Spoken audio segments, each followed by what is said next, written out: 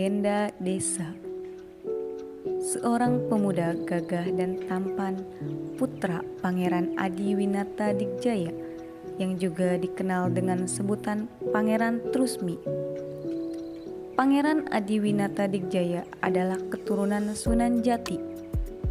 Pemuda tersebut pergi mengembara untuk menuntut ilmu sambil mengembangkan syiar Islam. Sampailah pemuda tersebut ke daerah Telaga yang dikuasai oleh Ki Gede Salingsingan. Pemuda itu kemudian berjodoh dengan putri Ki Gede Salingsingan yang bernama Nyi Aris. Oleh karenanya, pemuda itu dikenal dengan sebutan Ki Aris. Setelah lama menjalani rumah tangga, kemudian Nyi Aris mengandung. Tak lama kemudian, Ki Aris berpamitan kepada istrinya untuk melanjutkan pengembaraannya. Setelah lama suaminya pergi mengembara dan belum juga ada kabar kapan suaminya itu pulang, Nyi Aris dalam keadaan kandungannya yang semakin besar itu, timbul rasa rindu yang amat sangat ingin bersanding bersama suaminya. Dengan dorongan rasa rindu itu, maka Nyi Aris memutuskan untuk pergi mencari suaminya. Dalam perjalanan, Nyi Aris tersesat di hutan. Sementara usia kandungnya telah sampai waktunya untuk melahirkan. Maka ia memutuskan untuk berhenti di hutan itu dan membuat gubuk untuk tempat tinggalnya.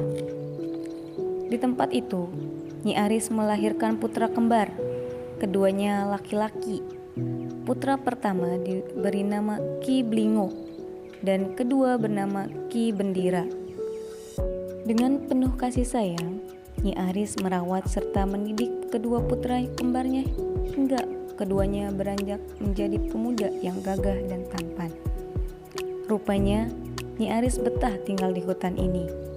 Maka dirinya berpikir membuka hutan tersebut untuk dijadikan pemukiman dan lahan pertanian. Oleh karena itu, ditugaskannya kepada kedua putranya untuk membuka hutan dengan cara dibakar. Namun aneh, ada sebuah pohon besar tetap berdiri tegak, tidak terbakar kobaran api. Pohon besar itu adalah pohon gintung. Maka dibiarkannya pohon itu tetap hidup di lingkungan pemukimannya yang baru itu. Nyi Aris menamai pedukuhan itu dengan nama Pedukuhan Gintung. Sampai akhirnya banyak para pendatang yang betah tinggal di Pedukuhan Gintung. Kemudian Pedukuhan Gintung berkembang menjadi Desa Gintung. Karena perkembangan penduduk yang pesat serta daerahnya yang luas, pada tahun 1912 Masehi, Desa Gintung dimekarkan menjadi 3 desa, yaitu Desa Gintung Kidul, Desa Gintung Tengah, dan Desa Gintung Lor. Ketika itu, Desa Gintung Kidul dan Desa Gintung Tengah masuk wilayah Kecamatan Ciwaringin, sedangkan Desa Gintung Lor masuk wilayah Kecamatan Susukan. Lalu, pada tahun 1982 Masehi, Desa Gintung Kidul dimekarkan menjadi 2 desa, yaitu Desa Gintung Kidul dan Desa Gintung Ranjeng. Sebagian besar penduduknya bertani, di samping ada pedagang dan pegawai.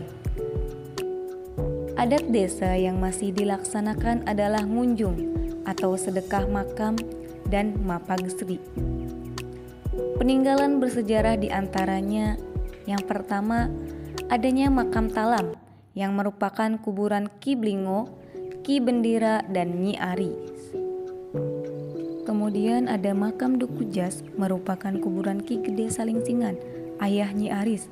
Makam tersebut digunakan sebagai tempat pengungsian penduduk manakala ada serangan Belanda.